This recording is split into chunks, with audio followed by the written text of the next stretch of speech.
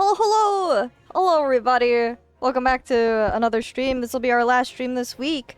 Today we'll be continuing the Great Ace Attorney Chronicles. Hope everyone in chat's doing well. Hello, Manatuna Bean. Hope you enjoy your lurking. Yeah, today we'll be continuing the Great Ace Attorney Chronicles. So we're jumping right back in. Our boy Tobias Gregson has been murked, and the Reaper is good old Van Zeeks. He's on the stand, and we gotta defend him. So I think we're on the trial portion now. Last we left off, we finished the investigation. So now I think we're in the stands now. I honestly just titled I wonder what Sholmes is up to now because I forgot what Sholmes was doing. I don't remember if he was doing anything pertinent. I remember he was investigating the Red-Headed League, but I don't know where he's up to. So that's why this title's like that. But we are in the second to last chapter. So let's jump right in here. As for future stream plans, so my plan for Sunday is just a chill art stream before I am not able to stream for the rest of the week. Just to chill with you guys, get some work done, maybe brainstorm a new emote, because I still don't have a full set of animated emotes. But yeah, nothing else to it. Let's get started here.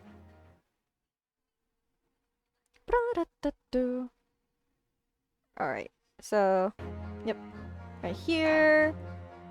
Let's continue. And yeah, trial part 1, Old Bailey. Alright. There's an old familiar feeling again. The crushing pressure of this historic courthouse. Oh, you got it, buddy. I'm at the helm. You've got nothing to fear. Actually, no. It's a little different today. There's an even more menacing tension in the air. There's a menacing tension in the air today. Here today, isn't there, I suppose? Yes, I think so. Wow, no way. Same brain. Hello, Van Zeeks. It can only be the result of the menacing appearance of the defendant. A little more courtesy, if you please. Oh my! I do apologize, you guys are talking about this right in front of his face! However, you're certainly not mistaken that this trial is far from ordinary. What do you mean? I'm not privy to the details, however, I understand that no jury has been selected. No jury? A trial without a jury? Well, that's just like the trial of the professor 10 years ago. Uh-oh! Something fishy is going on here. A closed court. Sholmes! Where? Good morning, my dear fellows! Mr. Sholmes? Have you made note of my hair, Mr. Naruhodo? An outright victory for science, you must agree! Hi, buddy. I was wondering what you were up to. To be perfectly honest, so much happened yesterday that, well, I completely forgot about your little hair problem. Huh.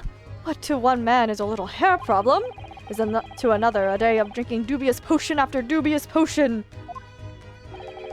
You have no idea how my stomach ails me this morning. Oh dear. How awful for you. I'm afraid you only have yourself to blame, Mr. Sholmes. Oh, and good morning to you, Mr. Reaper. I'm delighted to see you looking so full of vim. And you. I see London's celebrated great detective is as active as ever. Active is one way to put it. Oh, you exaggerate, my dear fellow. Compared to my paltry engagements with a few trivial cases, the Reaper's overbearing presence is a far greater deterrent to the black roots of crime in our capital. Whoa. And whilst I may not agree with your methods, there is at least one point in which I would readily commend you. What an honor, and that would be your eye for a good lawyer, sir. Oh, but Mr. Sholmes. Oh, thank you, Sholmes. After all, behind this lawyer, there is a very great mind. My own. No, there is not. Oh, I thought he was kind of cooking, and he's starting. His dish is starting to burn, shall I say. What are you trying to say? I wish only to say that you should be prepared for quite a trial, Mr. Reaper. Oh. Oh, sorry to barge in. Oh! Oh, Gina! Gina! What's that on her arm? It's a mourning band, I suppose. Father, shouldn't you be at the symposium? Oh, it's been postponed, so I have some free time. I decided to come along with the police inspector to see our country's up-and-coming student in action. Oh, yeah, because he hasn't seen us defend ourselves. I shall be very interested to see the fruits of your studies over the past year. Well, it's an honor to have you here. Let's hope there are some fruits to see. Yeah, I hope. Oh, Gina. Yeah, the old man's gone. Odo? Oh, yes, Gina? Why'd you agree to this, huh? Why'd you take him on? Well, there's a couple of reasons. This Reaper bloke. Everyone says it was him what killed the boss. Oh, Gina, I know, but you'll understand pretty soon. I'm sorry, Gina, but I just don't believe that. Well, if it weren't him, who was it? Well, we'll find out in the trial. Patience, dear. I don't know that yet. I don't care who calls him what. The Reaper's just a name. He's just a person at the end of the day. And if it turns out it was him what killed the boss, then God help him. Hell yeah, let's go, Gina. Fiery eyes indeed. Yes, the culprit deserves every ounce of your loathing. Oh! Oh! At least, that may be some solace to the deceased. Oh, Gina! Please, Odo. Oh, no! Oh! Get whoever did this. For the boss. Oh, Gina! My baby! Oh, Gina! Oh, it's been incredible to see her grow. Like, just throughout the game. Gina's probably my favorite character. I love her. I ain't feeling this useless, but there's nothing I can do. So you gotta find who done this and make the wretch pay. Oh, counsel for the defense and the defendant. Court will be in session shortly. Make your way into the courtroom at once, please. What's this game about? So, this is technically a prequel to the to Ace Attorney. So we are playing Ryunosuke Naruhodo, who is Phoenix Wright's ancestor. This takes place during the imperial years of Japan. And we're essentially not transfer student. I don't know what exchange student. That's what it is. We're an exchange student participating in law, and we're studying law in Britain. So it's just the tales of Naruhodo's ancestor, or not Naruhodo, Phoenix Wright's ancestor, sorry.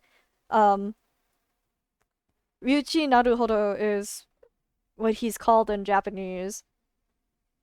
Cause there's a pun in there that doesn't translate quite as well from Japanese to English. Cause Naruhodo means I understand or like I see. So yeah, it's appeared I have played the Ace Attorney games. Oh, sweet. So this should make sense to you. So yeah, this is an Ace Attorney game, but it's the one that was region locked for a while. It was on the 3DS. When they brought it over to global, they made it PC, and it's 2 games packaged into one, and they localized it. So that's what I'm playing today. Alright then, here we go! It's time, Mr. Naruhodo. Lord Van Zeeks?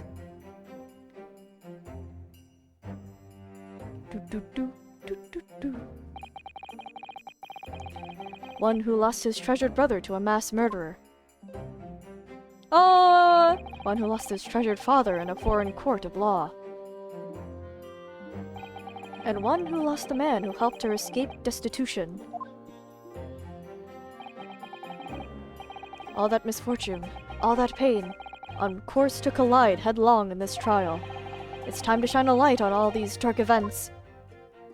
Oh, but this shot. What is this shot of Sholmes supposed to be? What has he done? And whatever truth is revealed,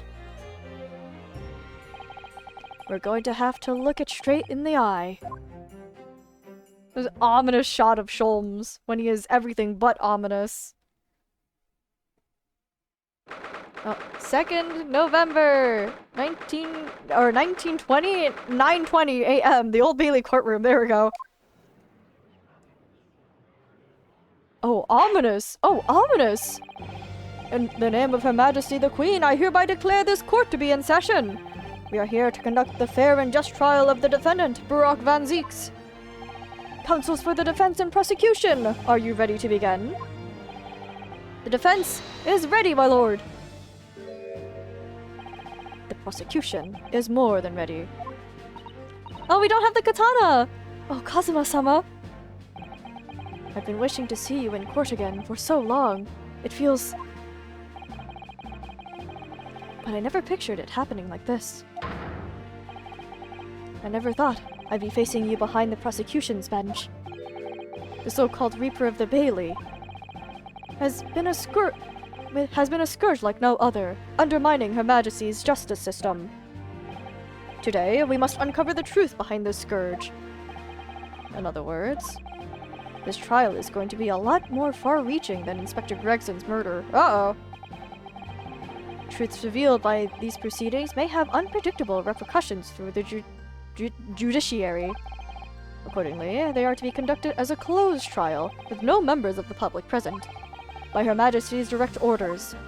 Oh, how will that work, my lord? The burden of all arbitration and education falls on my shoulders. Therefore, as you will see, the jurors' bench shall remain vacant today. If no members of the public are present, might I ask who is currently occupying the gallery, my lord? Oh, yeah, I was wondering, because, like, if it was a closed trial, then I thought, well, wouldn't the gallery be empty? But they addressed it, okay. They are members of the judiciary, here to witness proceedings and ensure an equitable trial. Members of the judiciary. Oh my! This is a very unusual trial already! There is, of course, another unprecedented aspect to these proceedings on which I must elaborate. The counsels for the prosecution and the defense are both aliens of Great Britain. Yeah, we're both Japanese! I believe it takes an outsider to see the truth sometimes. And as I stand here in this courtroom now, I'm quite certain this is the reason why I had to come to Britain. Kazuma? Very well. Let us commence proceedings. Prosecutor Asogi, your opening statement, if you please. Oh, look at my boy! Oh, he's alive! Certainly, my lord. The incident took place on 1st November, just after 5 o'clock in the afternoon. The location was a building of flats on Fresno Street on the outskirts of the city. The victim's body was discovered there in an old single-room rental property. Yes, Inspector Tobias Gregson, a name known very well indeed to this court. Not least for his miraculous resolution of one of this country's grimmest cases 10 years ago. The Professor case. How sure are you about the time of the incident? Several witnesses on the street outside heard the gunshot, and all have reported the same time. Yes, that's what Gina told us too. There were a number of witnesses. I have here a plan of the room. Oh! Oh, someone could have just walked in, shot him, and walked out. The victim was found curled up in one corner. It's believed that he was shot from the front at point-blank range and died instantly. How has the range been determined? There were scorch marks around the entry wound. Such marks are caused by the gunpowder used to fire the bullet. But powder hot enough to leave scorch marks is only ejected by a few inches beyond the end of the barrel. In other words, it only happens when the target is at point-blank range. I see, yes. Thank you for the detailed explanation, counsel. Oh, autopsy report has been entered into the court record, stating that death was instant resulting from a bullet shot at close range. I'd like to see that. I'd like to see that. I'd like to see that game. Give me 1 second. Oh, I need to refresh myself on the pieces of evidence really quickly because it's been a while. 45, time of death. Oh, it just says time of death. Coroner, Maria Gori. Maria Gori. Have we met that person? No, this was Evie Vigil. I thought, okay, never mind then. So, hang on, I should just refresh myself on this. Hear the body from behind, the caliber of the gun, standard issue firearms from members of the judiciary. Okay, so that's that. I need to just refresh, because it's been a couple of weeks. So this is a photo of Van Zeeks with Gregson and his brother Clint.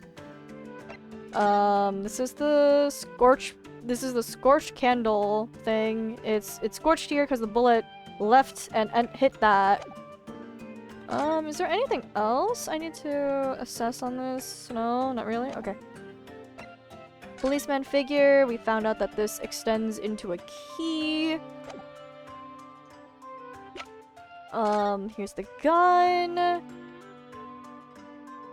Oh, did we examine this? So this is the type of revolver that's standard issue for members of the judiciary then? Yes, and when I asked about whether records are kept about who they're issued to, I was told that for the past 5 years they've been engraved with a unique serial number. Oh, but as far as I can tell, there's nothing like that on this gun. Which tells us that it must have been issued longer ago than that. Oh, okay. That is information that is good to know. Information that is good to know, but is not told here. This is just a wig. I don't think... Yeah, this is just a wig. It's a famed photograph of Evie Vigil. Yeah, basically Ace Attorney but Edo period. It basically is. We're playing Naruhodo's ancestor. This is like in the 1900s. 1800s? Olden times. So, yes. Okay, daily vigil, relieved of his post. Conduct of prisons. Convict for Shiryama. Okay. Letter of introduction. This is behind. This is written on the back of a ticket. This is Mr. Vigil. I hit Saber 5 today. Yo, congrats! I better get started on playing IDV more. Especially because the collab is in like a week. Not a week, 2 weeks, but like, it's close. It's happening soon.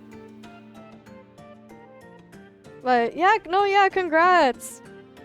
How's Saber hitting you?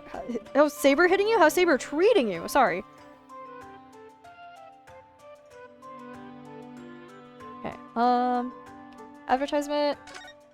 Okay, we've seen this, and then here's our armband. Yeah, it says Kazuma Sogi behind there. And Curly, you don't have to play more Hunter! But what if I did?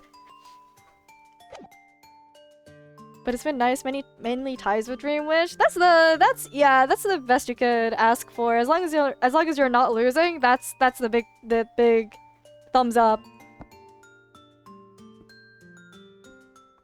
Because especially I'm speaking with experience from like 2-3 years ago. But definitely against the Dream Wish, you are no longer playing for a win, you are playing for a tie.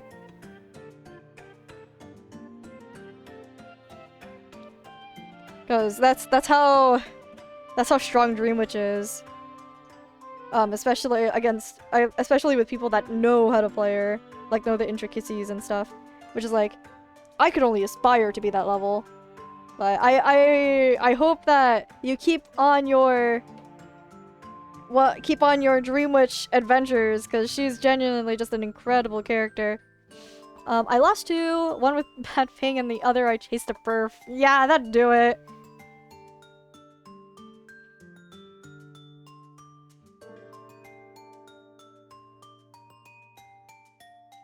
If it's an early enough chase, sometimes it's better to just give up on it, especially with Dream Witch, because you can just choose to go after someone else. Like, unlike some other hunters where you have to commit to the first chase, first or second chase, Dream Witch thrives on multitasking, or just leaving people alone and then dealing with them later.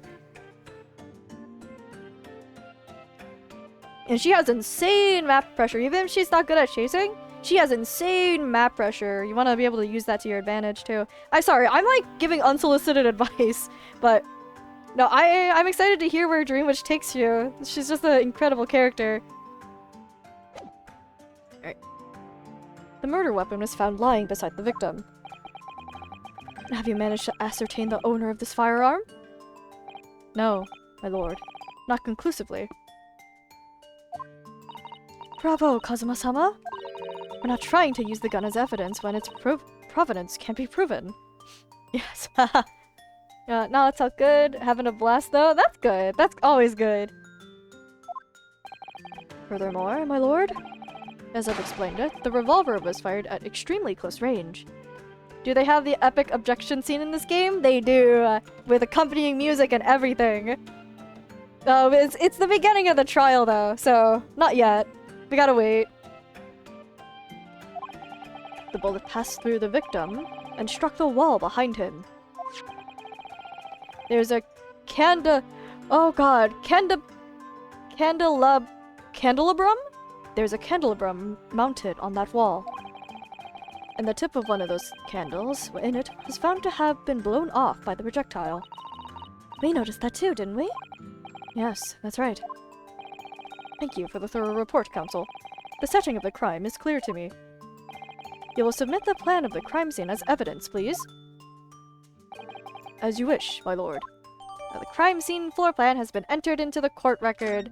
I'm sure there's nothing different in, like, that they showed us, but I'm just going to look over it anyway. It's good practice. So, they shot him point blank. So Gregson let this guy in to the room. Because he was shot from here. Oh no, well, we're assuming that he got shot here. He got shot here and then the bullet struck the candle right there. So clearly this was someone that Gregson knew enough to let through. Interesting, okay. Is this Fresno Street room Inspector Gregson's private abode? No, my lord. The room is rented to a Mr. Hugh Bone, but there is precious little furniture inside, and is generally in a poor state of repair. So what on earth was Gregson even doing there? I assume that was a secret little hideout where he, like, investigated stuff without people knowing, right? Presumably he was investigating some case or other. When a policeman was informed of the gunshot from the witnesses and rushed to the scene, he found only the deceased inspector and the accused standing alongside, holding the revolver. Why did he pick it up? The attending officer arrested the accused on the spot. So, the details of the case are clear. In that case, the prosecution would like to call its first witness. A name, please, counsel. Naturally, the accused himself. Isn't that's, well, I mean, this is back in the day, so I can't say. But nowadays, I think that would be against the law because, you can't testify against yourself, basically. Lord Van Zeeks? As a prosecutor, he believes in the oath of office he's taken and will be compelled to tell the truth. Very well. Let the defendant take the witness stand. Sure.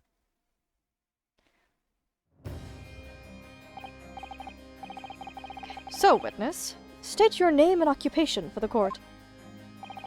Barak Van Zeeks, Old Bailey prosecutor. I presume, Lord Van Zeeks, that you heard Prosecutor Asogi's opening precis. I did.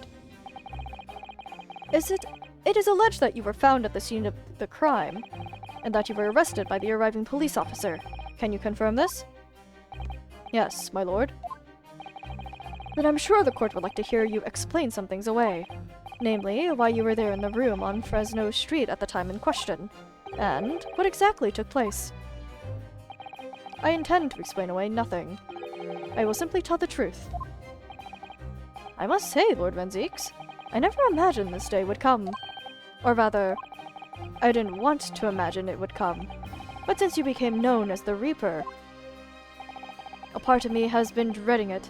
Yeah, there have been numerous deaths that people try to attribute to him, but I'm assuming that was all just coincidence.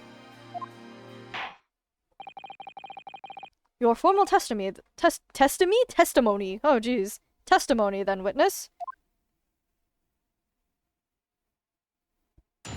Alright. The facts of the incident. I was investigating Gregson, and my inquiries had led me to that address. When I first entered the room that day, it was dark inside and I saw no one. A moment later, I heard the gunshot. I spun around and saw the revolver on the floor. Just as I picked the firearm up to examine it, the door flew open and I heard a man scream. It was only then that the body of Inspector Gregson appeared before me. Wow, this is just like the first Ace Attorney. That testimony was the whole truth? It was. So, you heard a shot being fired in a room with no living occupants. And moments later, a corpse somehow appeared before your eyes. Is that it? You're right. You haven't explained away anything. In fact, that would barely qualify as an excuse. I thought you were my mute apprentice. Yet it turns out you have a way with words, Prosecutor Asogi. Damn! Girls are fighting! It would appear to be a singular tale indeed. Singular isn't the word. It's laughable. What's gotten into Kazuma? He's not behaving like himself at all. Well, he's at work! He's in the stand! Oh, Susato! Very well then. Counsel, you may begin your cross-examination. Yes, my lord. Alright. How? Oh, Kazuma! The facts of the incident. I was investigating Gregson and my inquiries had led me to that address. When I first entered the room that day, it was dark inside and I saw no one. A moment later, I heard the gunshot, I spun around and saw the revolver on the floor. Just as I picked up the firearm to examine it, the door flew open and I heard a man scream. It was only then that the body of Inspector Gregson appeared before me.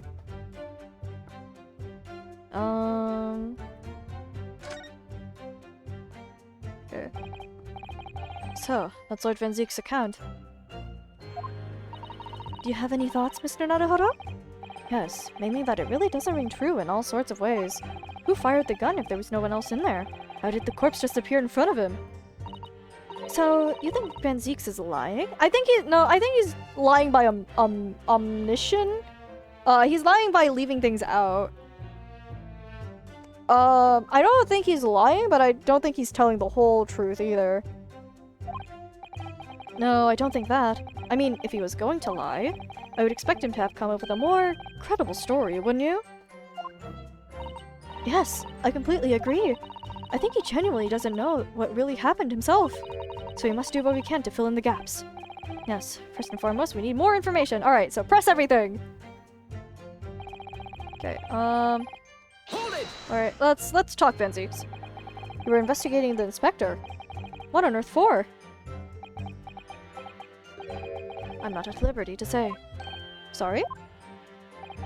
I'd identify a distinct possibility that Gregson was involved in a case I was investigating. Regrettably, though, he was killed before I could secure the proof I needed. Is the court to understand, then, that on the day in question you followed the victim to the scene? No. I was privy to his movements in advance. How? I stole into his office in the yard and consulted his diary. He had a diary?! The address on Fresno Street was noted in the 5 p.m. entry. You illegally entered the man's office. In Japan, that alone would constitute a very serious offense. As it does in Great Britain, I assure you. Is that not the case, Lord Van Zieks? I was aware of the possible consequences. Well, anything for a case, I guess. So, in summary, you were investigating the victim, and yet you refused to tell the court why. I assume he's under oath. He can't say. I didn't realize British prosecutors enjoy such freedom to choose what to divulge under oath. Why did I ever think I could defend this man? No, you got it, Ryunosuke. You've done worse. Hey, when I first entered the room today, it was dark inside and I saw no one. Okay. Had you ever been to the address before? No, never. I only learned of the place as a result of my investigations into Gregson's activities. There was no light inside when I entered, so it was all but impossible to make out anything. But at 5 p.m., the sun would only just have gone down. It would still have been reasonably light outside. The room has a window, but it was boarded shut. Very little light found its way into the room from outside, so it was extremely murky inside. I wouldn't have noticed if the victim was already lying on the floor. Oh! There's no artificial light in the room, you say. You're quite sure? I'm quite sure that the part of the room where the body was found was very dark. I have a feeling there was a small oil lamp burning on the desk, though I couldn't say for certain. Oh, look, Mr. Naruhodo. Oh, there is one right there. There's a small desk in the room just here. Yes, I remember. And there was an oil lamp on it, as well as the framed photograph. When I entered the room, I closed the door behind me and started towards the desk to investigate. And what did you find? Nothing. I never actually reached the desk. A moment later, I heard the gunshot, I spun around and saw the revolver on the floor. Alright, let's keep talking here. So, who fired the gun? I have no idea. I didn't see anybody else in the room. But you say it was very dark in there. Yes, that's right. All I can tell you is, I didn't sense another's presence. Aha! Then could it be that the gunshot actually originated from somewhere outside the room? No, that's out of the question. Oh. Oh, Ryunosuke! Oh, buddy! Without a doubt, the sound emanated from inside the room. I could smell the gunpowder. Ugh! This is going from bad to worse! And you say that's the point at which you noticed the revolver on the floor? Correct. And I foolishly picked it up. That was careless on my part. Presumably, then, the gunshot you heard came from the firearm that you somewhat hastily took in your hands. In point of fact, my lord, I believe it did not. Oh, what? The barrel of the revolver I picked up was cold, and there was no smell of spent powder. Oh, buddy! But then, where on earth was the gun that was fired? Whilst I would like to oblige you with an answer, I'm afraid I can't. I too would dearly like to know that. Ryunosuke, you said that out loud. As I picked up the firearm, the door flew open and I heard a man scream. A man, you say? One of the witnesses, I presume. That's right. One of the street merchants working on Fresno Street. Who are these merchants? A number of them had set up their stalls, but directly beneath the boarded window of the crime scene. A match seller, a newsmonger, and a peddler. They've all given statements saying they heard the gunshot. And without thought of danger, they ran inside to see what had happened. Yes, Gina told us about that yesterday, didn't she? They burst through that door with some force, it would seem. They did, and almost gave me a heart attack in the process. But you're supposed to be the Reaper. The first man to come in immediately noticed the revolver in my hand and fled. A policeman patrolling on Fresno Street heard the commotion and was able to arrest the accused shortly after the incident occurred. Anyway, the man's scream drew my attention in that direction. Only then did the body of Inspector Gregson appear. What do you mean by that? In what way did the body appear? I honestly can't explain it, but it's the truth. As far as I was concerned, the body hadn't been there until that point, and suddenly, there it was. Did you perhaps hear the sound of the victim falling to the ground just beforehand?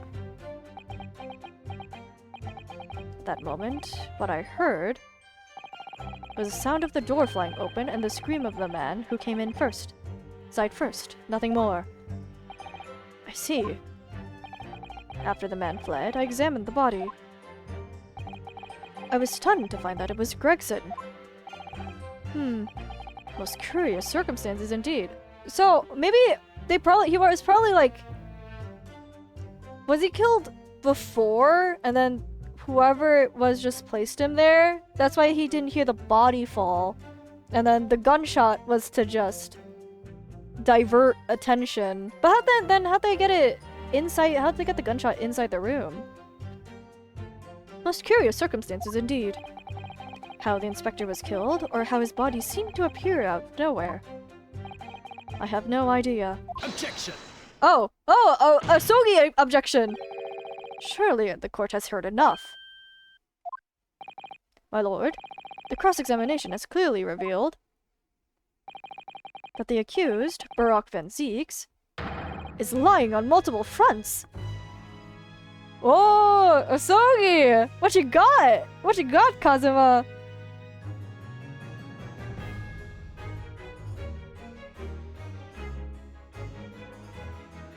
I adore the music in this game. Ace Attorney games usually have bangers, but this one especially has good bangers, you know?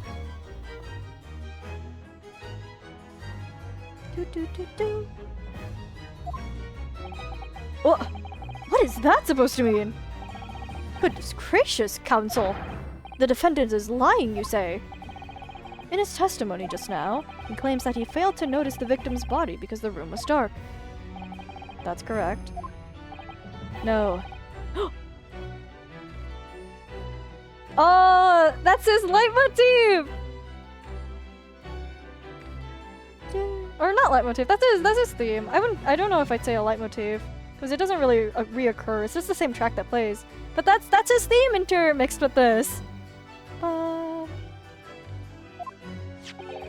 As proven by this candelabrum. How does that prove anything? If you examine the tip of the long candle, you'll see it has been blown off by a powerful impact. One would assume that the projectile from the firearm passed through the victim and struck the candle. The problem comes when you consider the other two candles, which are clearly of a different length.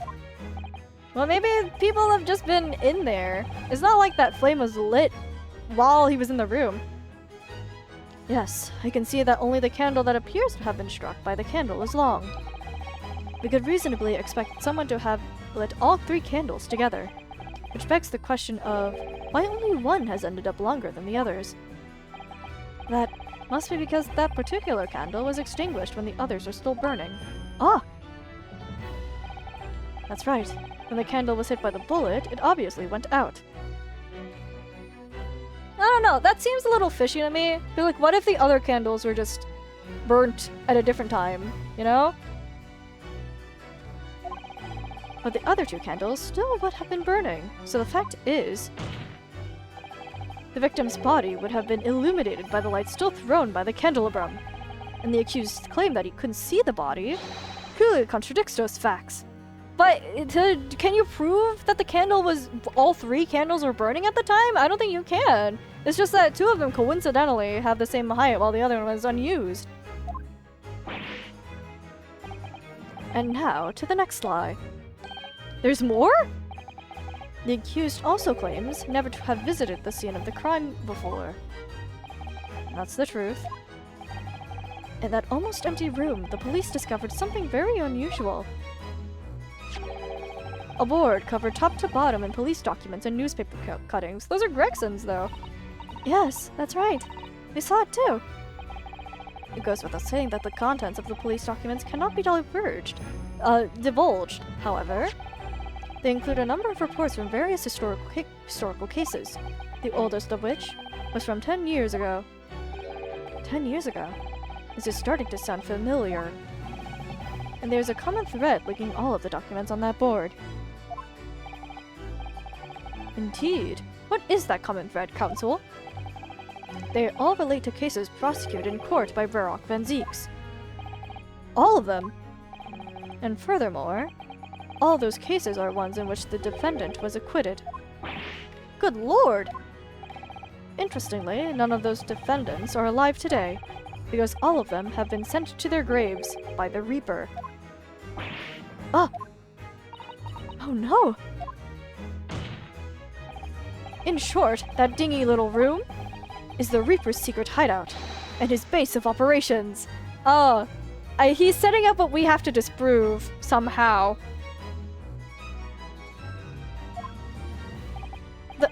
The Reaper's hideout? And yet the Reaper would claim never to have been to his own secret hideout? You haven't proved that this place is Van Zeek's, though. No one would believe that.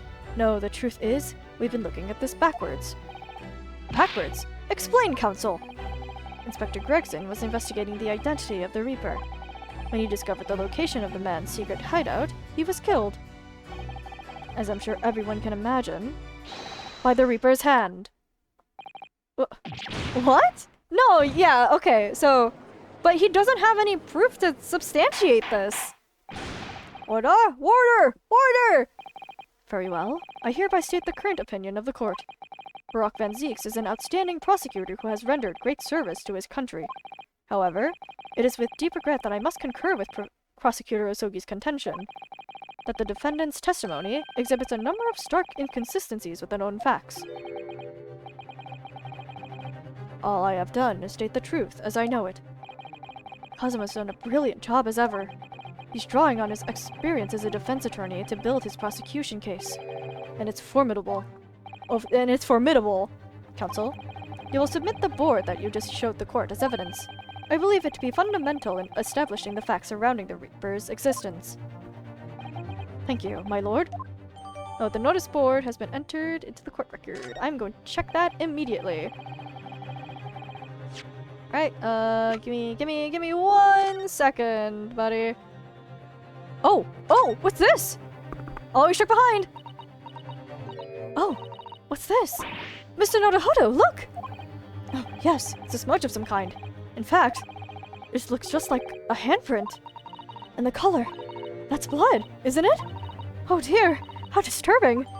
Ah, there's a bloody handprint on the back side! Alright, let's see here. What's on the front here?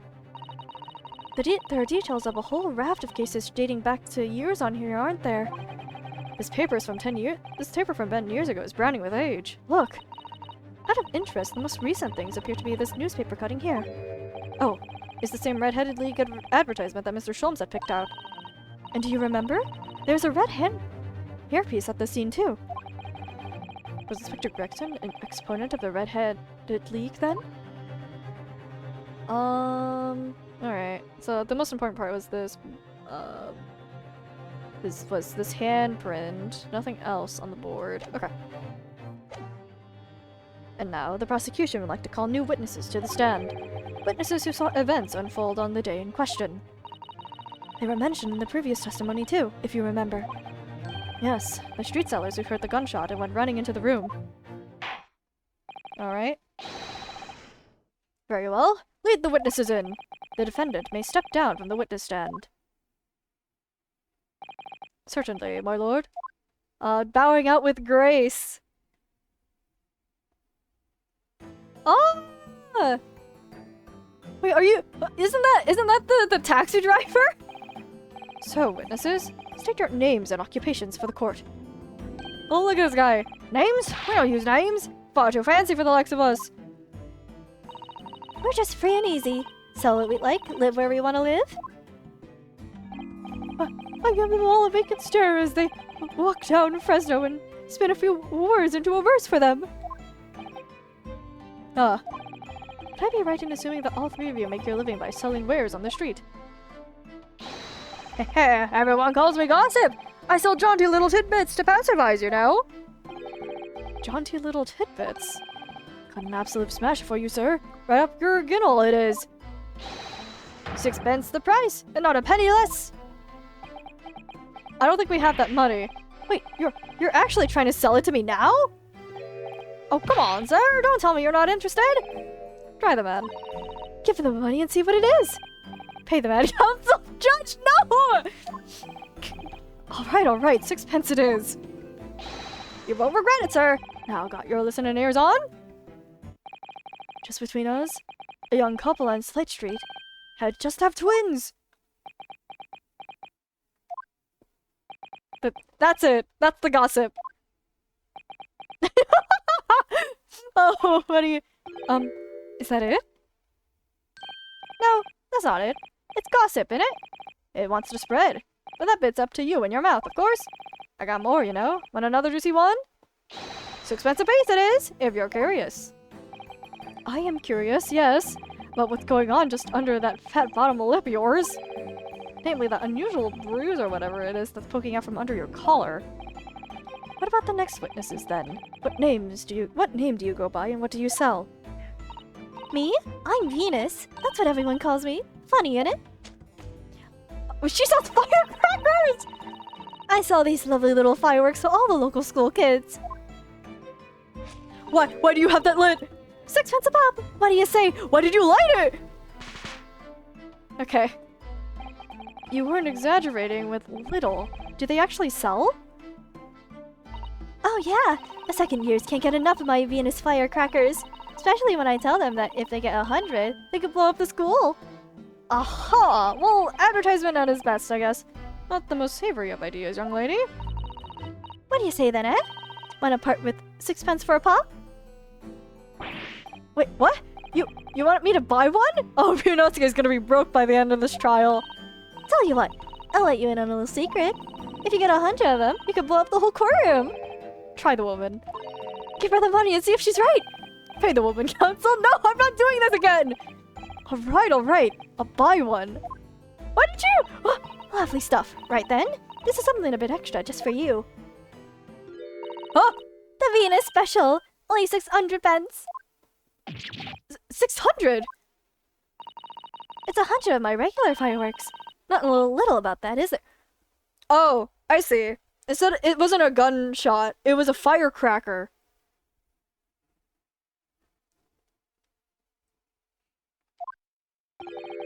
And there'd be nothing little about the punishment if I blew up the Old Bailey either. The Venus firecracker has been entered into the court record, huh? Suspicious! Alright, where's my court record? Let's look at this right now. Can I interact with it? No? Can't find anything out of place. It's just here. Oh, I guess we combine this with something else and maybe make it go boom. Could I fit a firecracker into this revolver? Probably not. And the last witness. What name do you go by and what do you sell? I'm a thinker-me. Think all sorts of thoughts. I think, therefore I am. I am, therefore I think. I think. Because I stand there on the street, watching the world go on about me, they call me the Observator. Get out of it, old man! Everyone calls you Sandwich and you know it! So, you don't actually sell anything. The problem shared is a problem halved, as they say. I give advice, I do. And think what it means. Huh? I don't actually sell anything. No, come to think of it. Pity. No more purchases today, please! He's gonna be broke! Well, we have quite a cast here, it seems. They conduct their businesses on Fresno Street from morning till night, my lord. And always in the same place, directly adjacent to the crime scene. I see. And thus they heard the gunshot, I suppose. Not only that, but they very bravely ran inside to see what was going on and witnessed the crime. Well, I'll be beggared, I thought. Just between us. Venus de Milo, what am I to do? What a terrible thing I saw! What I think is, if all what we see is light and shadow playing on our eyes, is any of it real? Very well. The court will hear the formal testimony of these 3 witnesses now. You will describe in detail what you witnessed and heard at the time of the incident, alright?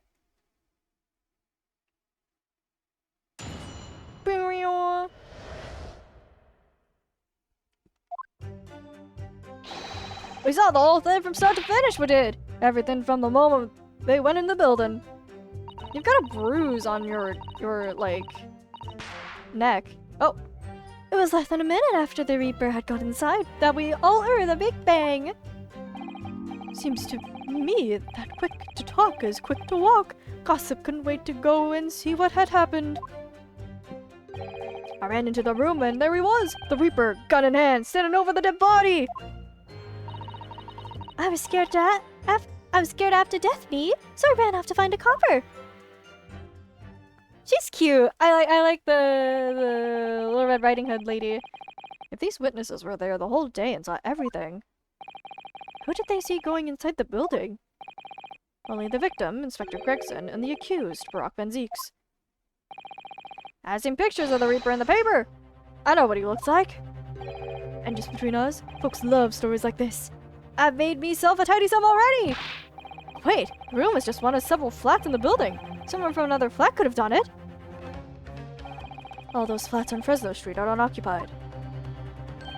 Of course they are. They're small, damp, dirty, and expensive to boot. The room in which the inspector was found is the only property in the building that's currently leased. And we know the leaseholder's name, don't we? It's Heelbone. The testimony the court has just heard would appear to leave little room for doubt. It's becoming increasingly difficult to see how anyone other than the defendant could have committed the crime. Guys, it's been like 2 seconds! Judge, you gotta chill! No!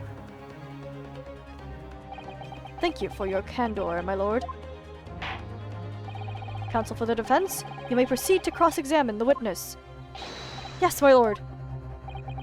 In a closed court like this, without a jury, the judge is the only person whose opinion matters. I have to break down this testimony. Somehow. Alright. This account. Saw the whole thing from start to finish, we did. Everything from the moment they went in the building. It was less than a minute after the Reaper had gone inside that we all heard a big bang. Seems to me that quick to talk is quick to walk. Gossip couldn't wait to go and see what had happened. I ran into the room and there he was, Reaper, gun in hand, standing over the dead body. I'm scared after death, me, so I ran off to find a copper. Okay, so just start pressing again, I guess. If I can't find any holes in this testimony, I'll be the one with holes. No, there was a better way I could have worded that.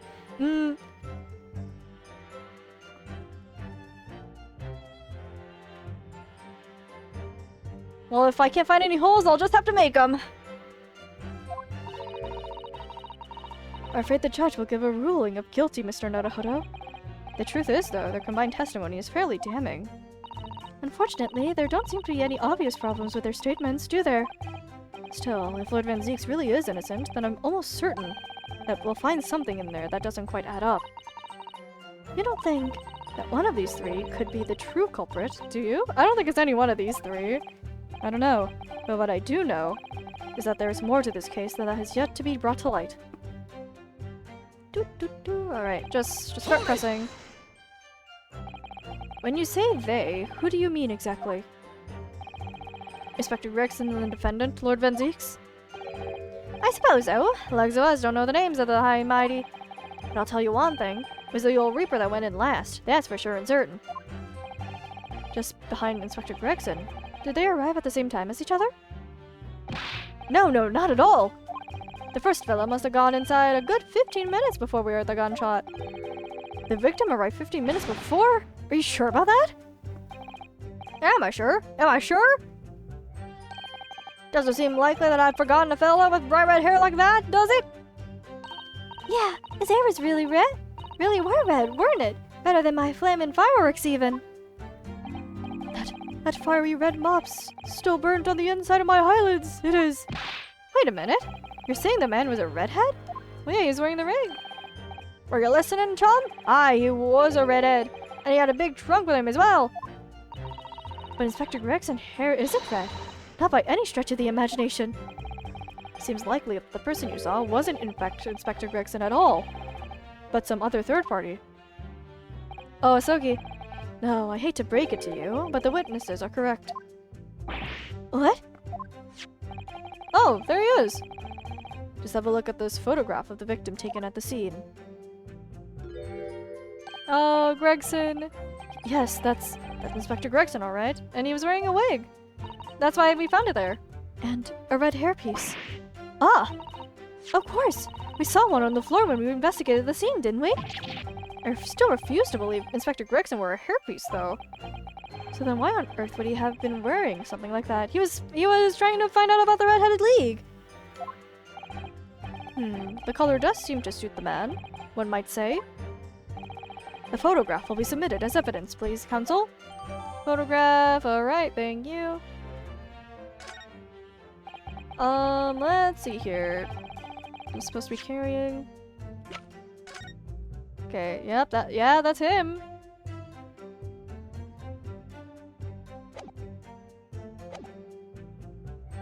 What became of the trunk that the red-headed victim was supposedly carrying? I was informed that no trunk was found at the scene. So it just disappeared? What? Do you expect us to have been watching the building every second, do you? Hang on, I just want to check something. Oh no! It looks like it was placed on top of him, rather than him wearing it. If he was wearing it, then it would have been, like, tucked around his head, right? Ace Attorney does pay attention to these details, I feel like. I feel like it would have been wrapped around his head instead of just... It looks like it's placed on him. To build him every second, do you? We definitely saw him in the dock going in, though. No question about that. Uh-huh. It was less than a minute after the Reaper had gone inside that we all heard a big bang. So finish. Oh, whoops.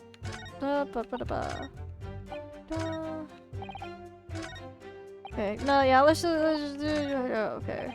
I was trying to see if there was anything obvious now that we have the photograph, but I don't think so. Let's just keep going. By which presumably do you mean the gunshot?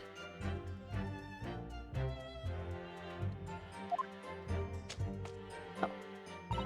I saw these little things, don't I? How do I know what a gunshot sounds like? But I've always thought it probably sounds a bit like this, doesn't it? You say that you heard the noise almost as soon as you saw the defendant here enter the building? That's right! It was almost straight away! Bang! It went, just like that. Well, he's the Reaper, ain't he? It's what the French call a fait accompli. When the Reaper's around, people are going in the ground! I mean, that's what he does, isn't it? I think we get the message. The Reaper couldn't allow the Inspector to live after he'd discovered his secret hideout. There can be no clear motive for the crime. Yes. Certainly an eminently credible motive. Great. And at that point, you ran inside, is that correct?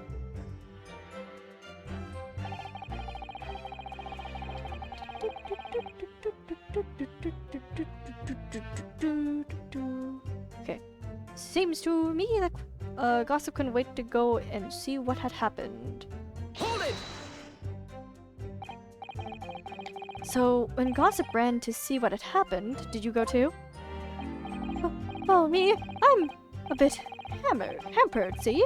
All the signs that I can't move very well. You were away behind, presumably, with that sandwich board around your neck and big sign in your hand. What a great burden you bear. Pardon me for asking, Mr.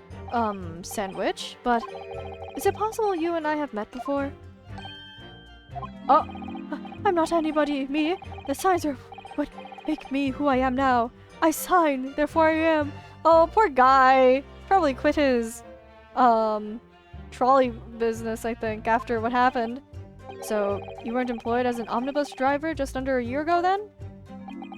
Poor guy. I might be mistaken, but I believe his trembling has intensified, Mr. Naruhodo. Uh-oh. Yes, I agree. He's clearly been through a lot. Poor guy. Turned down King Henry Street and the Black Widower's arms is just there. Oh dear, you've made him hide behind his sign. Life is full of surprises. Aww. Ran into the room and there he was, the Reaper, gun in hand, standing over the dead body. Okay, so then you were the first person to arrive on the scene, is that right? That I was! Kicked the door open like a professional, I did, and yelled out, "What's going off here?" Lord Van Seeks claims all he heard was a man scream, though. And it was dark inside the room. No, not dark at all. There were candles burning on the wall. Not dark. Really? And there was a fella collapsed on the floor. Just between us is the first thing I noticed when I got inside. Ah, I see. Even though Lord Van Zeeks claims not to have seen any such lights on the wall. Next thing I noticed, there was someone standing right beside the body. The accused, Barak Van Zeeks. That's right, the pale-faced Reaper himself! I was a little shocked, I won't deny it, but I'm no lily-livered coward. I stood my ground and gave that Reaper a cold, hard stare myself. Oh, what you pondering, buddy? Excuse me! Excuse me! Do you have something to add, Mr. Sandwich? There's really nothing to me. Empty in the head I am. Just 2 slices with no middle. So I don't know what you could want with me. I think that maybe you just remembered something. Having heard Mr. Gossip's last statement, I mean. What I think is, we're all nothings, really. We try not to dress ourselves up as someone else, but at the end of the day, we're all just street sellers. That's enough out of you, Sandwich! Keep your trap shut now! Unless you want us to make you into a real sandwich! When he saw the Reaper, he fell clean over on his backside. Oh, he was just lying! That's it? Oh, you rotten beggar! I told you to keep that a secret! He screamed, he did! Screamed and scrambled off on all 4s. That's all I wanted to say. Mr. Gossip, is this true? Flow was dead slippery, that's why. Planted my hand in a filthy pool of blood, didn't I? Yuck. Pool of blood. And yet there were no handprints on the floor, but there's one on the board. I have to assume the board was blocking the door, and it fell over, and that's why the handprint's on there. A pool of blood? Well, listen here. You went... Well, I was sprawled on the floor, so kept giving that Reaper a cold hard stare. Don't you forget it! Yeah, so let's go back a little. Did you say you got blood on your hand? I did, Happens to the best of us at times, doesn't it? So I was scared, so I slipped over. We can just keep it between us, can we? No, Mr. Gossip. I'm going to have to ask you to add that information to your formal testimony. Oh, if I must. The witness will amend his testimony to include the aforementioned details at once. Oh, Kazuma, did you notice? Okay, I slipped over and got blood on my hand, so I quickly wiped it off on the floor, but there was nothing on the floor. It's this, right? There's a bloody handprint on the backside. I'm going to present it and hope for the best. I'm pretty sure it's this.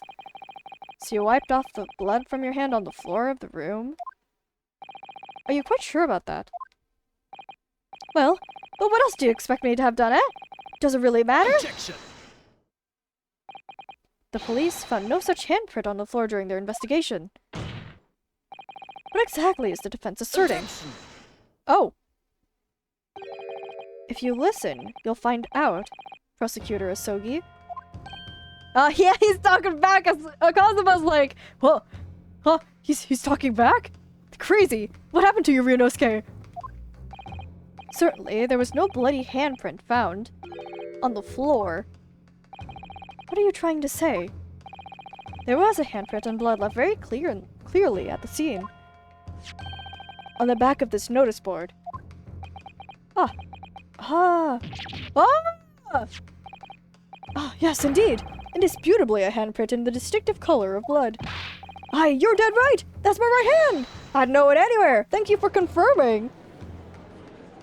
Objection. The witness very definitely testified that he wiped his hand on the floor. Any handprints on the back of the board are irrelevant! Objection. No, I think it's relevant, buddy! Not if the board itself had fallen over onto the floor. In that case, it's quite possible for the witness's handprint to have ended up there. Just look at the floor plan of the room. Well, someone moved the board afterwards, dumbass!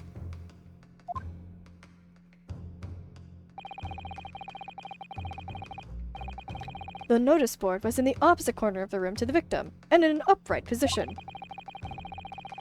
even if it had somehow been toppled and was lying on the floor at the time. It would have been a considerable distance from the body. I fell over when I came over across the body, so I was basically right next to the corpse, not on the other side of the room. Wait. It's contradictory, sorry. I wanted to check the floor plan. So if the board was moved and it was here... Oh! If it was here on this side of the room, where the candles are, then Van Zieks, when he came into the room, he wouldn't have seen Gregson because the door was blocking...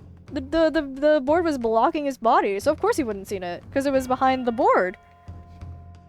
And then they slam this door open, they slam this door open, the board falls over, and the guy falls on his butt, and it's over here. The handprint's there, and then someone moved it afterwards.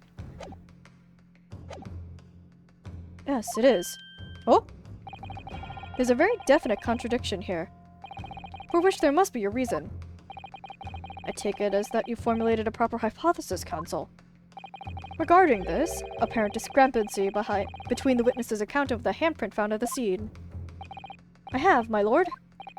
This discrepancy between the witness's accounts and the location of the handprint is explained by the board moving. The real contradiction here is the handprint itself, not where it was found. As the courtroom can see, it's upside down. Good gracious, so it is! If the witness had put his hand against the board, the finger should be pointing upwards. What? What does that tell us? You've been missing out! You've been missing out on Ryunosuke being confident! It tells one simple fact. When this handprint was made, the board must have been lying on the floor as I previously suggested. Which means that after the incident, it must have been moved. What? Do do do do do do do do do do do do do do do. You're claiming that somebody moved the notice board after the shooting? Then tell the court who! I don't know that yet, but the point is, when you consider all the testimony we've heard so far, we can now be very clear on one point. And that would be the position of the notice board at the time of the incident, my lord. Oh, he is confident! So, counsel, I must ask you to clarify your assertion for the court. At the time of the incident, where do you maintain the notice board was situated? Over here. Take that! This is the only possible location. Immediately adjacent to the doorway. If the court would think back to the testimony given by the defendant earlier, he said that when he entered the room it was dark, and he couldn't see the body. Bayek! If the notice board had been here, the body would have been completely hidden from view. The light from the candles would have been blocked, making the room appear darker. Objection! But the accused also claims that the victim's body simply appeared before him. That's true. Or, in his precise words, just as I picked the firearm up to examine it, the door flew open and I heard a man scream. It was only then that the body of Inspector Gregson appeared before me. Yeah, so it was just blocked. He just didn't see it because it was blocked by the board. I don't know about calling it a scream, but he was talking about me and no mistake. Because it was me that kicked the door open. If you look again at the floor plan, consider what would happen if the door to the room was thrown open with force. Boom, like that. That can't be.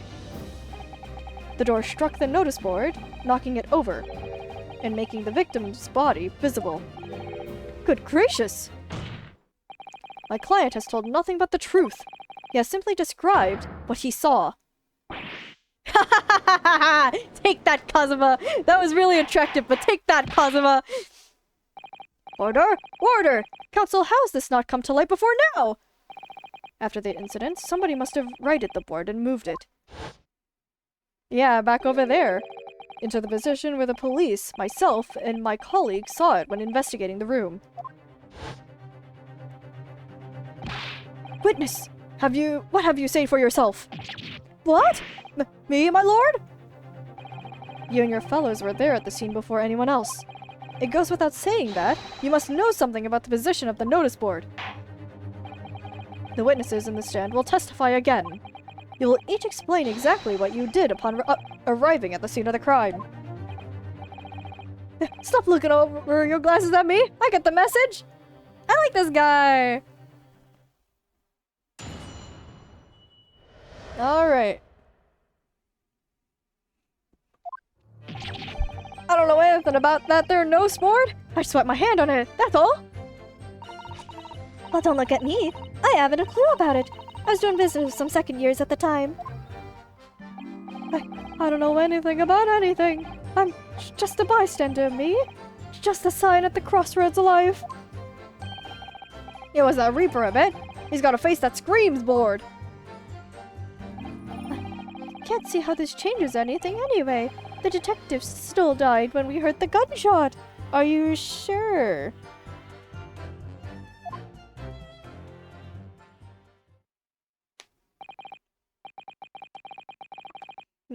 So none of you can elaborate further. Shaken by the crime they witnessed, and with only the light of a few candles and an oil lamp by which to see. We can't expect these witnesses to be able to give a more precise account of what happened. That's right, yeah. It don't pay to expect much. It's man's endless quest for knowledge. That's destroying the world. That's what I think. Do you? Really? In any case, as this testimony shows, even if the notice board was moved by somebody following the incident, it makes no difference. When the gunshot rang out, the accused was the only person at the scene. Ooh. In short, the only person who could possibly have committed this crime is Barak Van Zieks. None of this wrangling over the board changes that simple fact, but if we're planting doubt, we're planting seeds that allow us to make this case burst wide open. Quite so. Quite so. Does the defense still wish to cross-examine the witnesses despite the circumstances? Yes, I do! Most certainly, my lord. Very well. Then you may proceed, counsel.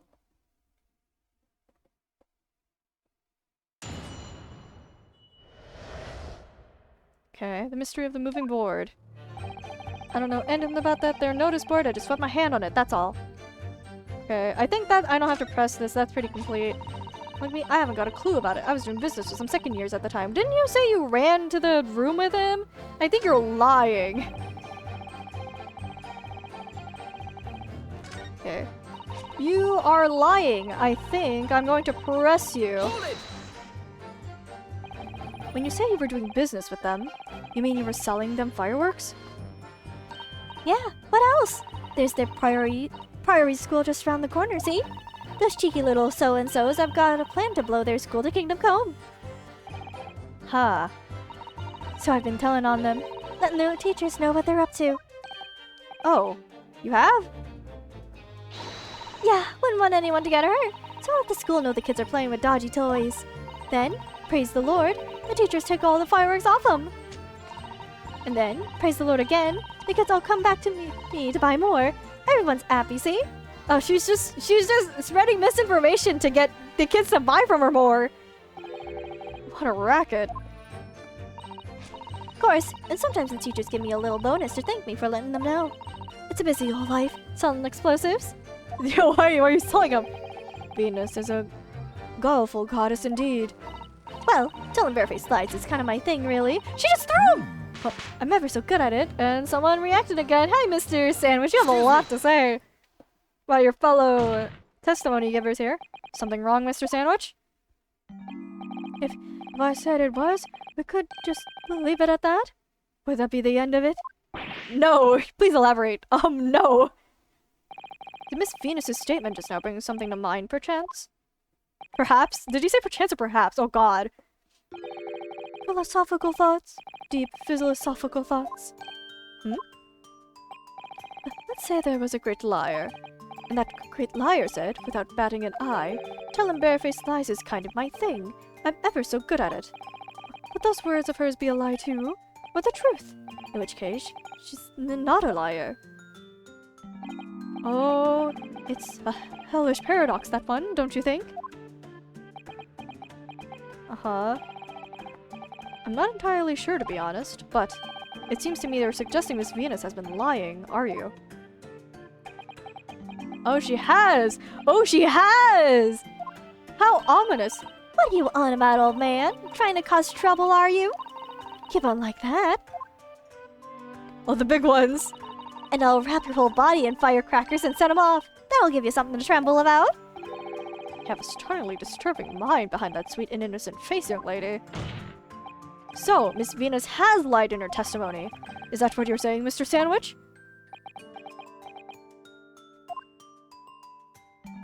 Well, if it means I'll be burning in hellfire for the rest of my days, so be it. Yes, that's what I'm saying. Can you elaborate, please, sir?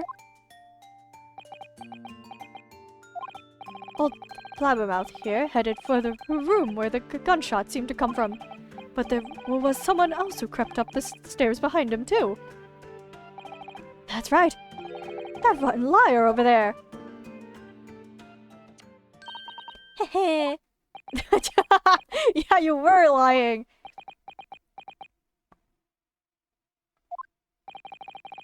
Do you mean to say that you did in fact betake yourself to the scene of the crime after all? What did I tell you, eh?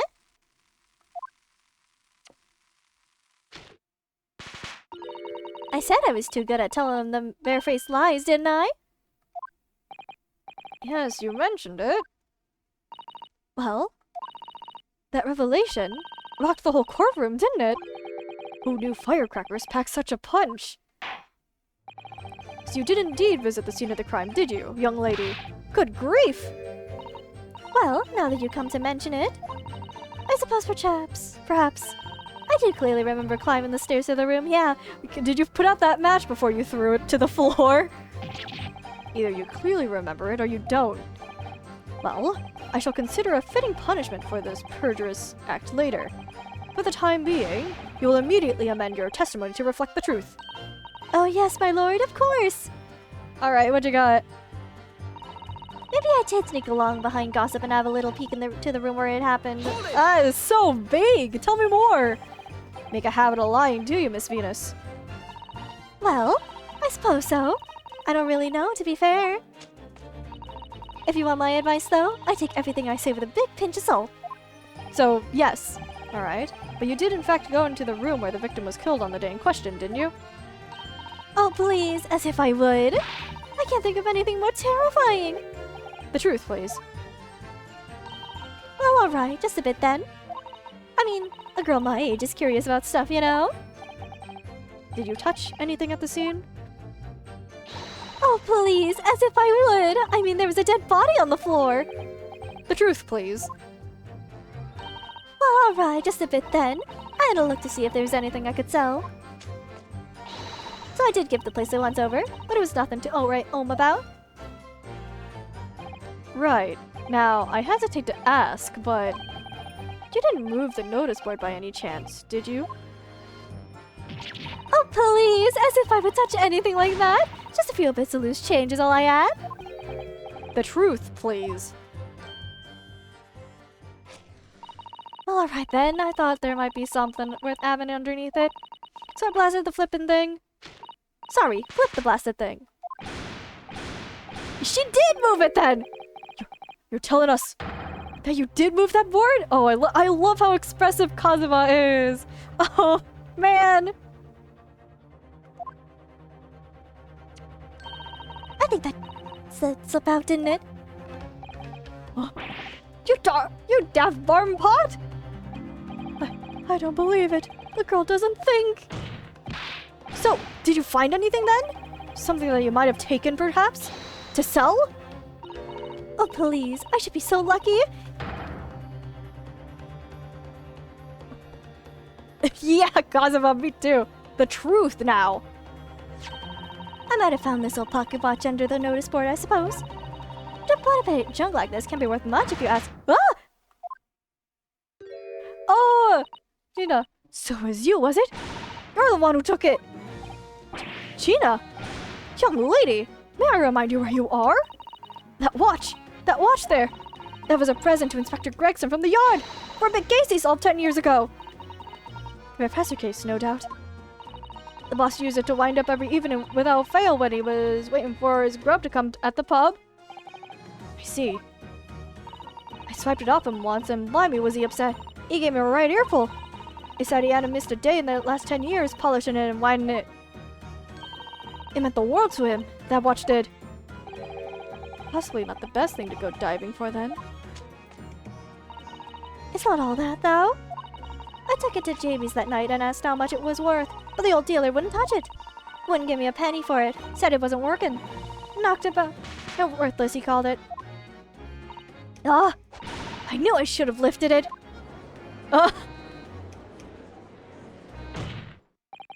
That watch must be submitted as evidence at once. Oh, please, just so long as you promise to give it back when we're done. No, give it to Gina. Oh, is that a bot? Is that a bot I see in chat? Oh, where's my mouse? Goodbye, bot.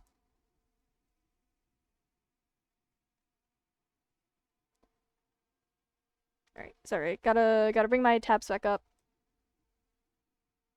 Also, remove that image, remove that message. Not a chance! I'll swipe it off from you if you try to get your grubby mitts on it again. That's enough. Hand the watch to the bailiff forthwith. Now, children, watch your manners. Good lord! Oh shit! The glass appears to be broken. More than likely, it shattered when the inspector was shot. It doesn't tick anymore either. Which is why JB's didn't want it. What a waste, eh? Yes, indeed. It appears to have stopped at the hour of 5. Oh! Exactly when the gunshot was heard then. Which supports the prosecution's claim, of course. Inspector, it's no longer ticking and the glass over the face is cracked. Oh! Let me see it! Let me see it! Let me see it! Let me see it! Let me see it! Let me see it! Alright. Oh! Okay, there's multiple things here. Let's get this thing here first. Oh, this is for the professor, not the professor, the policeman key, isn't it? There's a little keyhole here. Can you see? Oh yes, that's probably for the winder to use to wind up the mechanism. It looks a little unusual, don't you think? Yes, you need just the right key to wind it, I'd imagine. Why do I feel as though I've seen something like that? Yeah, sir, sure did. Sure did. It would be wonderful if we had the key. Let's check carefully over what we already found. I'm one step ahead of you, Susato. Alright, the glass over the face really is badly cracked. Look. What a shame when the inspector clearly looked after it so carefully. I imagine Mr. Sholmes could repair it, don't you? Yes, I should think so. He's very adept at things like this. A useful man to have around, in fact. But kindly remember that he's a great detective, Mr. Naruhodo! Not an odd job. Yeah, well, every time we've seen him, he's doing some form of odd job. Okay, and then let's up here. What's this? There's a tiny little stub sticking out from this little small hole here. Look! I suppose there must have been a little knob or something on that setting the... something on that for setting the time. In that case, seeing as we know the inspector took such great care of this watch, it probably broke when the incident occurred, didn't it? Yes, of course! Which could mean that there's a small part of the watch still at the scene, maybe... Ooh. Okay. Nothing else here. Let's go back to the police key and examine it. Yep. Rules for wear. That part looks fairly manhandled. For fun. Shall we try twisting it around? It's E2. There's the key.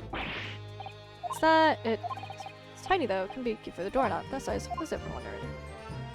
Yup, and then it's for the watch! Mr. Sato, do you think perhaps this key could be the key for Inspector Gregson's watch? Oh, yes, it could be! Let's try it at once! There's not a moment to lose!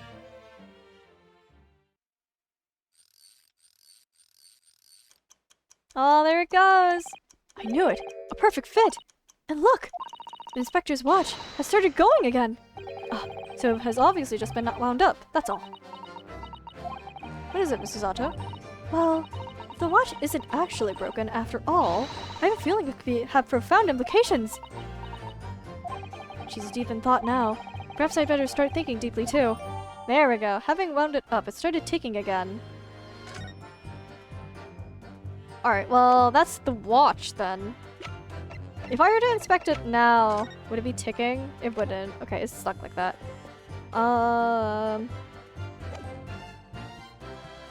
Solved at least. And as predicted, it had very little bearing on the case. Ugh. Now then, continue with your cross-examination, please, counsel? Okay. Sure. Live. It was that Reaper, I bet. He's got a face that screams bored.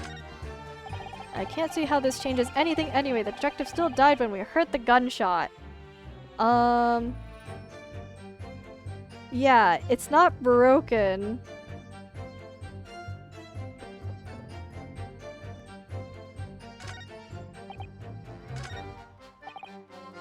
Wait, okay, hang on. I'm not gonna present anything, I just wanna see. Okay, it's not... So it didn't break at 5 p.m. It's just that he didn't use it yet. So what does that mean? What does that do for me? What do I... The detective still died when we heard the gunshot, but the watch being broken at 5 o'clock doesn't prove that he died at 5? Is that what they're trying to get me to see? Let me press this. It was 5 o'clock in the afternoon that you all heard the loud bang, wasn't it? Okay, yes, this is what they want me to present on. Maybe the notice board fell over. Maybe it didn't. Maybe I fell over. Or maybe I didn't. But the Reaper's fate is sealed either way, because the gunshot we all heard. So your fate's sealed too. My fate? That's right. The defense is fated to lose, and the prosecution to win. In other words, it all hinges on that single gunshot. So if I could just find some problem with that part of their story, it may be possible to change all our fates. Of course, none of that changes the fact I heard what I heard, does it? Okay, not much to go on. As you pointed out, Mr. Naruhodo, there's no question that the notice board was moved, so somebody must have done it. But it did happen after the event, so maybe Cosmo is right, and it's not relevant to the case. No, Ryunosuke, don't say that! But it seems to have been deliberately positioned so as to hide the body from view. So I feel sure that there's some deeper significance to all of this. Yes, I know what you mean. I've no doubt there are more clues to be uncovered. You're on the right track. I can feel it. Should follow your instincts. Alright then. My instincts tell me I should present the pocket watch on statement 5. Right here. Objection! Objection! I'm afraid that's not necessarily the case. Oh. At the scene, we found this key to the winder of the inspector's pocket watch. A key. And having wound the pocket watch, we discovered that it in fact still works. You see, the watch didn't stop because it was broken at all. And that fact completely undermines one of the most fundamental premises on which this entire case has been built. What? Yeah, he wasn't dead at 5. I think somebody moved his body. They used one of the firecrackers to... They used one of the firecrackers to make the sound of a gunshot. But I don't know, what sort of bang would it make? I don't know how I get this, how I get them to be like, oh, it makes a, oh my god, did I have to... I was looking at the wrong part. Okay. That question was an invitation for me to light the firecracker myself. Have you had an idea, Mr. Naruhodo? You're staring at the end of the string of fireworks. Sorry, it's just that the Venus special. I was wondering what 600 pence worth of fireworks would sound like. Shall we find out? What? But she said it could blow up the courtroom. Oh, whoa! Alright. That was a fairly sizable bang.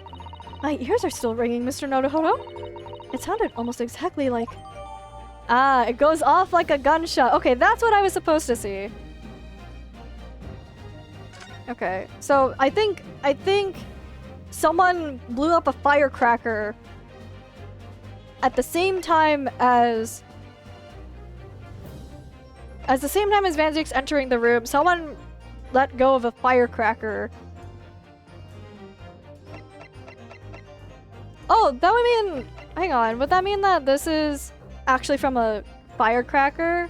From the firecracker blowing up the candle because they threw it in there? If the candlestick was lit and they threw a firecracker at it, it would explode the firecracker, obviously. It would make it look like...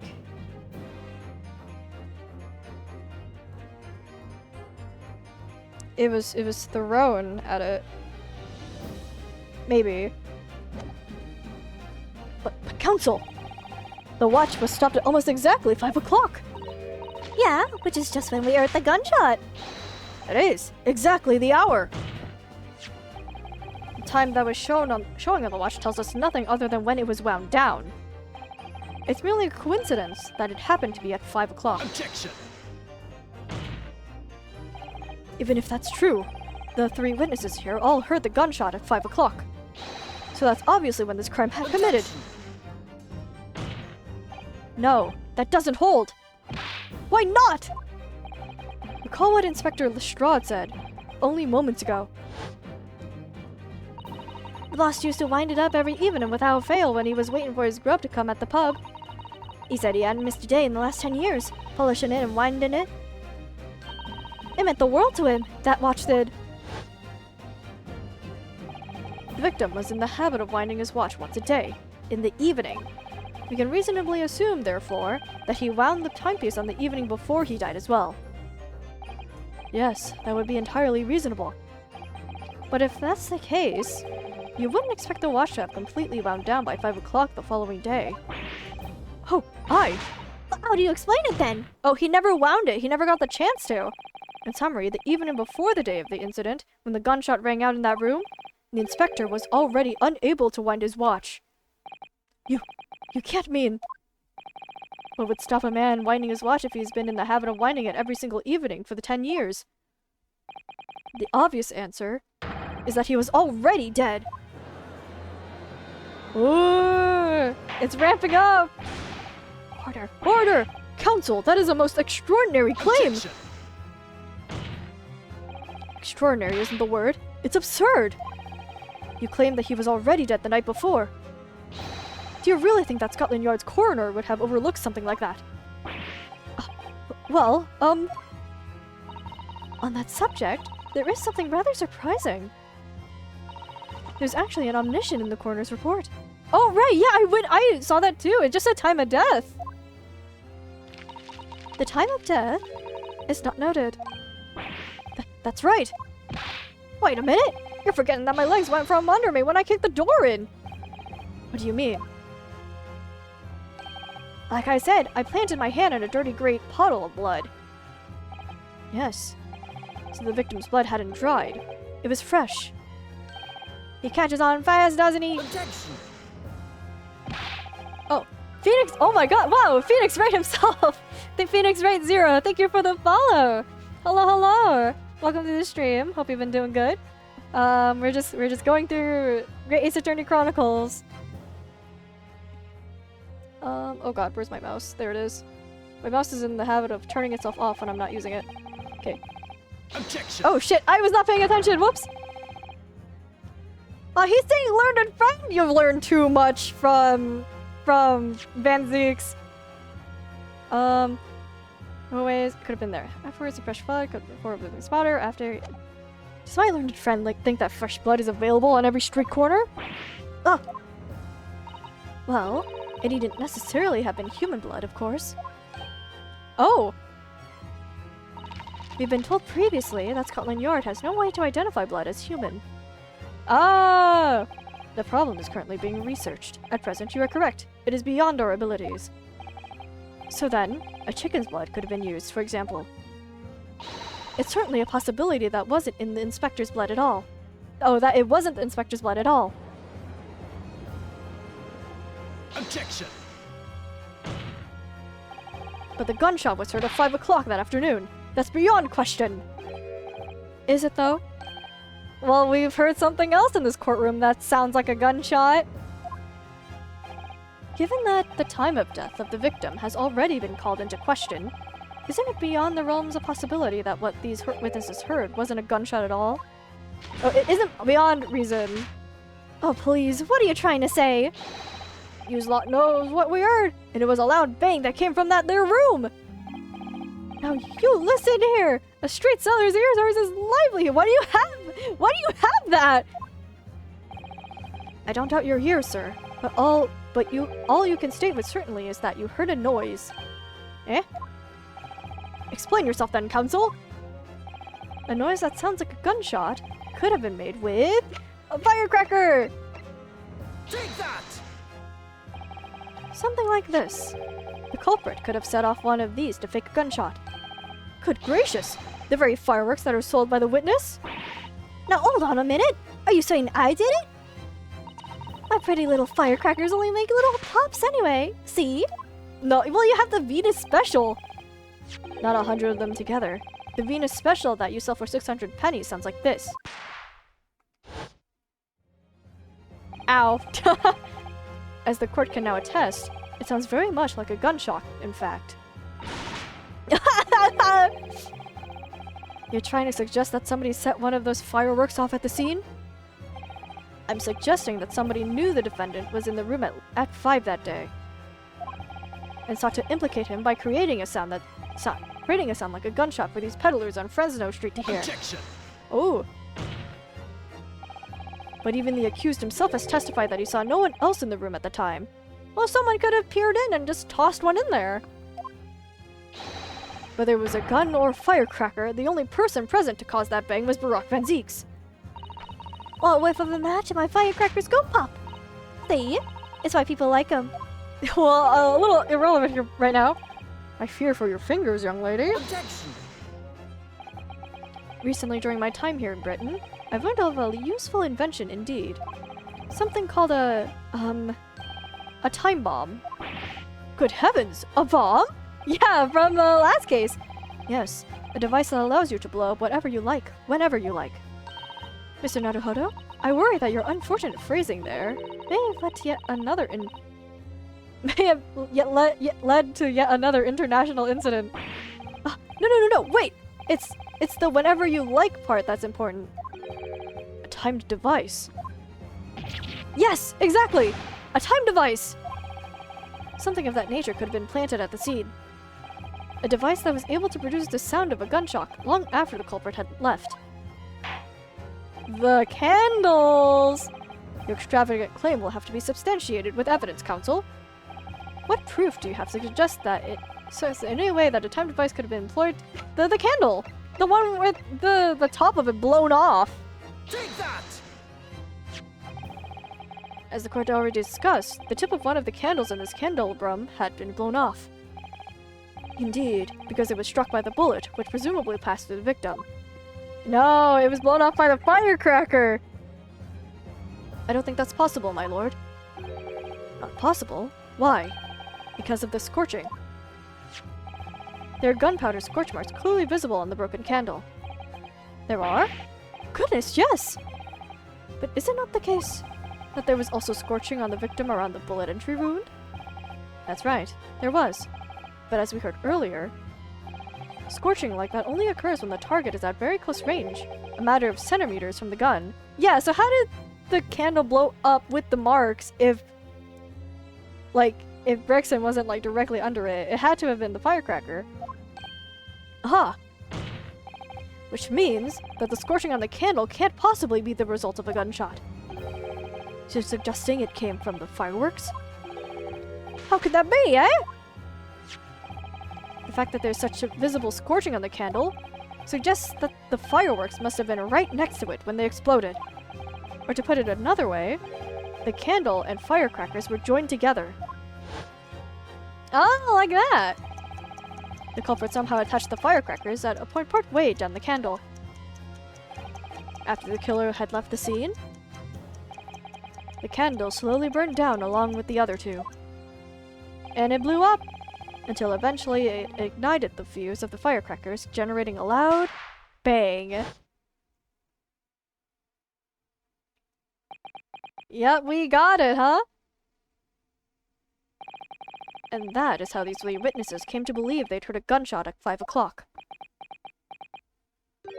Well, what a plot! And this implies that the victim could have died earlier than we've been led to believe. The previous day, even. Now, just hold your horses! All you lot here saw the victim going into the building, remember?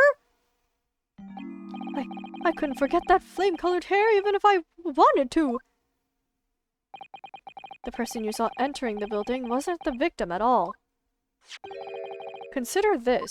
Yeah, the hairpiece. Obviously, anybody can wear a wig.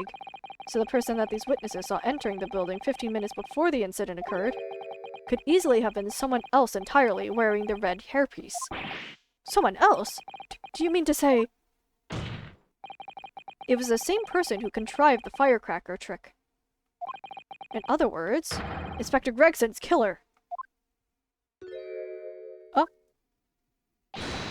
Oh, Kazuma! Ha ha ha ha! Oh, very impressive, Ryunosuke Naruhodo. He looks... pretty. That's all I've gotta say. Oh, whoops. He was... The suppose is doing things for my brain. Anyway. Kazuma? I'm really quite amazed you've come this far. But after all, wasn't I the one who told you that you had all the markings of a great defense lawyer?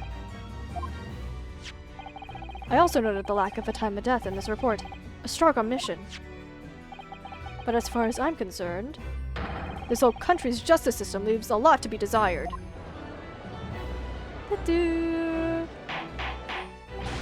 Order, order, order! Prosecutor Asogi! What on earth do you mean by that statement? I hear that many of the leading members of Britain's judiciary are present to observe this trial today, so we cannot allow even the slightest doubt to be overlooked. Oh. The defense's assertion about the time of death based on the victim's stopwatch is just conjecture. But, while the possibility exists that my learned friend may be correct, we have a duty to explore it. Well, certainly. I would agree with you. And what immediately comes to mind is, of course, what Inspector Gregson was doing, and where did he go on the day before the incident? He was investigating the Red-Headed League. He was wearing the red hairpiece. Do you know? The inspector always carried out his investigative work alone. His movements were treated as confidential within the Scotland Yard. Even within the Yard. However, considering the evidence we've been presented with so far, I'd say it's fairly apparent what case the man was pursuing. Wouldn't you, my learned friend? I do have a feeling about what case he might have been investigating. Yes, I do too! Yes, I agree. Surely. My lord, the defense believes it can explain to the court the case that was being investigated by Inspector Gregson at the time of his death. Very well, counsel. Present your argument to the court. What evidence is suggestive of the case being investigated by the inspector on the day prior to the incident? It's the hairpiece.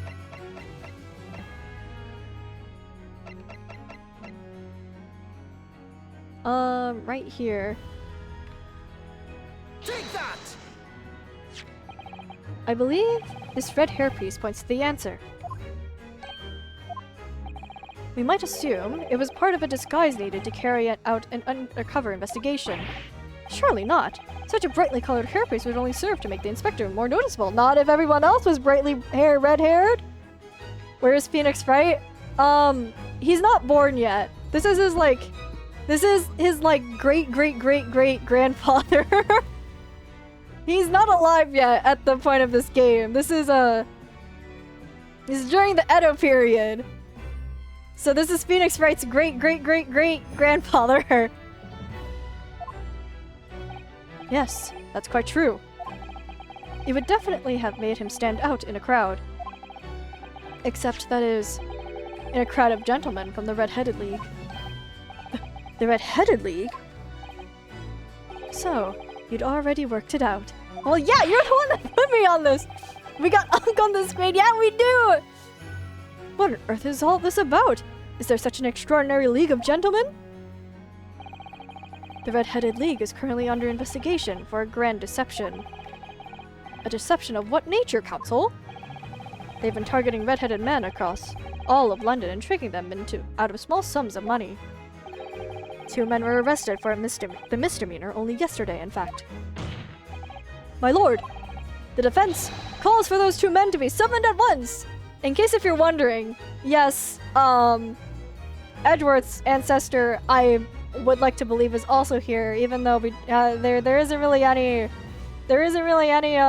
proof that he is, in fact, Edgeworth's ancestor, but we are defending him, and it's the second to last case of the game, so I am inclined to believe that yes, that is probably Edgeworth's ancestor as well.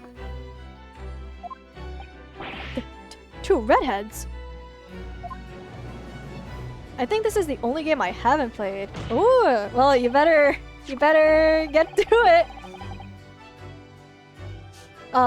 Yeah, this is the one that was only available in Japan for the 3DS, and then when they brought it over to America, they packaged it together. Or well, there were 2 games that were available only in Japan for the 3DS. When they brought it over to America, or the West, they packaged the 2 games together, sold it on Steam. It's not for the 3DS. And that became the Great Ace Attorney Chronicles, which is both games in one. Inspector Gregson clearly infiltrated the Red-Headed League using this hairpiece.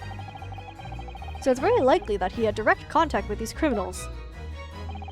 And it's quite possible that such contact led to more serious events. I concur, but that we cannot in good conscience leave this new avenue unexplored. There we go! I don't know if it's pirating, but my friend told me to use some phone app called Delta and download files, and I just get to play them on my phone. Okay, so your friend is telling you to emulate the game. I believe Delta, does not have 3DS emulating. I obviously can't tell you to pirate your games. But like if there are ways to, like, if you own a physical copy of the game, there are ways to get the files from your game itself and then port it over to whatever device. There are devices for that.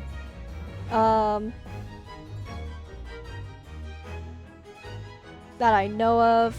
But this stuff I'm pretty sure I'm not allowed to talk about just at all. You can definitely find places for it. But yeah, game emulation is a whole can of worms. I don't know what I'm legally allowed to say. But yeah, Delta is one of the many emulators out there that you can use to run like certain software. So I know Delta does DS and Game Boy and whatnot. There's one called PPSSPP that does PSP games. He used some files from an app and gave them to me. So I don't know what 3DS emulators there are out there. You're going to have to search that up on your own. All my friends are all nerdy about it and I'm trying to get into it. I don't know how to do the big emulation stuff. I just know how to use Delta. And I have my own DS. I have my own 3DS. So like if I'm gonna play a 3DS game, I might as well just, you know, use the hardware. But I'm definitely not a good source for it. There's definitely better sources out there. I just know how to maneuver around the system, I guess. But Great Ace Attorney Chronicles you can buy on Steam if you have the money. And I don't think there'd be an English port of it for devices if you were to try to emulate it. Because it was only available in Japan, then they brought it over for PC. So well done, Mr. Naruhodo. Well, it's another possibility in the line of inquiry for us at least. The prosecution will make immediate arrangements for the charged men to appear. Bring these two Red-Headed League conspirators before me, Prosecutor Asogi. At once, my lord. Very good. We will have a 30-minute recess. Court is adjourned. Ooh. To be continued. And that is where I'm going to end stream for tonight, because I'm not sure if my throat can handle much more. Yes, I would like to save the game. But thank you guys for stopping by, as always. Come join the Discord server. We have fun here, I swear. If you want to see my art or other people's art, come check out the Blue Sky or the Tumblr. Twitter's completely dead. It's been eaten by a rat, and I don't use it anymore. And if you want to watch past streams, come look at the YouTubes. My plans are loosely to have just a chill art stream on Sunday. And then that rest of the week, I will not be able to stream because I will be on a work trip. And then the week after that, well, we'll see. Where do I find your Discord? There you can find all of my links if you scroll down just a little bit. You'll see the Blue Sky, the Tumblr, the YouTube, and the VODs channel. There's also, one of the panels is the Discord button, Discord image. You can click on that, and it'll give you the link, hopefully, if it still works. You can see my other stuff down there as well. You can see, I need to update it still, but you can see the Trello, where you can see all my planned games and whatnot, and what I plan on playing, what I plan on streaming for stream. But that is all I've got for you guys tonight. My throat is dying, and I have work tomorrow, so I'd like to go sleep now. But thank you guys for stopping by. Unfortunately, this was a bit of a late stream. I had some surprise dinner plans that I had to go to. But, that's all I've got for you guys tonight. We'll see you guys later. Have a good night. Bye-bye. Thanks for dropping by.